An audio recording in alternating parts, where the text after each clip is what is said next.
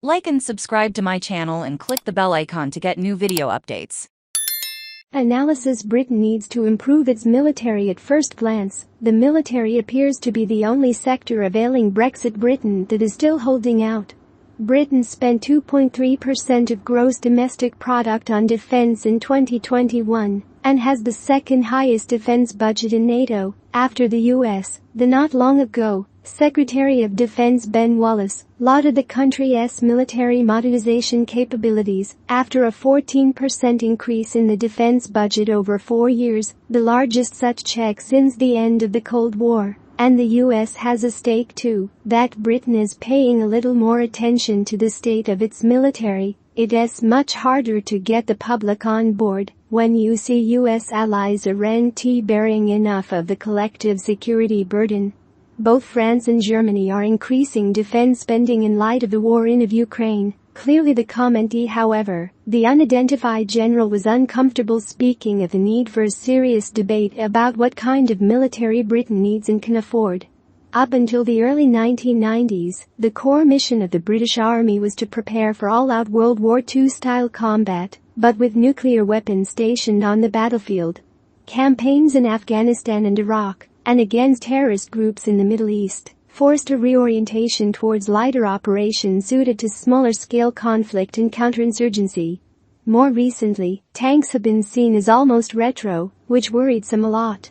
You can hold your ground with cyber, Tobias Ellwood, chairman of the Commons Defence Select Committee, snapped during a 2021 exchange when then Prime Minister Boris Johnson explained why cuts in armoured forces were justified by the need to himself to refocus on cyber and other modern capabilities.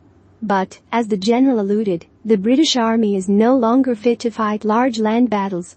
The UK's recent announcement that it would send 14 Challenger 2 main battle tanks to Ukraine was symbolic rather than material in Ukraine's struggle to rout the Russian invaders. Britain's own main battle tank fleet is exhausted, making it impossible to meet Ukraine's much greater needs. In fact, Britain has just over 200 Challenger 2 tanks, which England describes as outdated and broken. Almost 150 of them will be upgraded with new towers and engines with German know-how. The Moroccan army has over 1,000 tanks and Azerbaijan over 900. But the problems, which the Pentagon no doubt have in mind, go beyond main battle tanks. Britain's artillery and air defense systems are effectively obsolete, but will not be replaced until 2030. Plans to scrap the Warrior main battle vehicles mean infantry will struggle to keep up with tanks.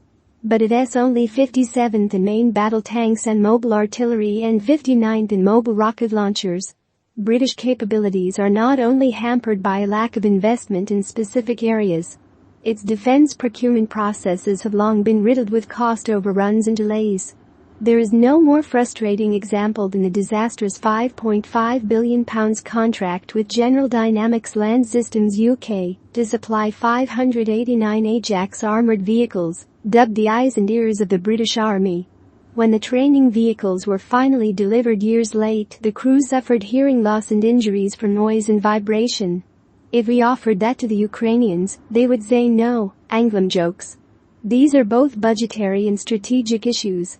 As a former Defense and Foreign Secretary, Malcolm Rifkind has some experience in striking that balance, and he sounds concerned too. Although our defense spending is very high, new acquisitions are proving to be much more expensive than predicted because new technology means our combat equipment is constantly being improved, he notes. We may have to consider whether we should be quite as ambitious in terms of the advanced quality of our aircraft, ships, etc. if that doesn't allow us to provide enough ground forces. War has a kind of priorities rearrange. Vladimir Putin has made it clear that he sees Russian forces in Ukraine facing NATO. Where this will lead no one can say.